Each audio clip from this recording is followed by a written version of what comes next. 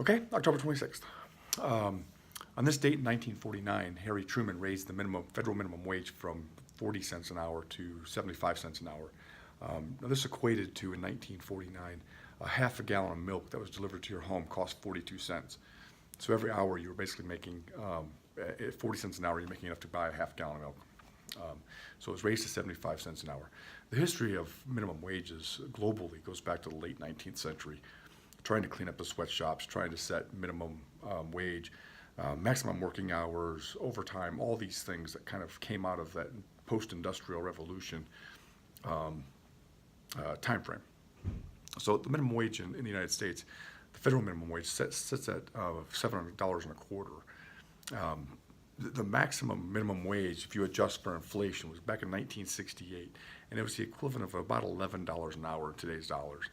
And so over time, it has gradually decreased, and the buying power of people making minimum wage has gone down. If you look at 1984 dollars, people were making about $3.35 an hour in the minimum wage in 1984. That equates to about $1.46 in today's dollars.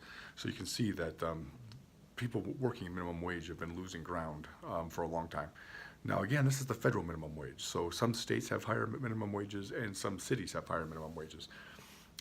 So some cities have been pushing to do $15 an hour, which would put it closer to, in many cities, a living wage. And so there's been a push to try and tie it to a living wage, because obviously it's more expensive to live in San Francisco than it is to live in Indianapolis. So you could adjust the minimum wage by where somebody's working and living. So anyway, so that's what happened today, 1949. Harry Truman raised the minimum wage from 40 cents an hour to 75 cents an hour. That's what I have for you today. I'll see you tomorrow.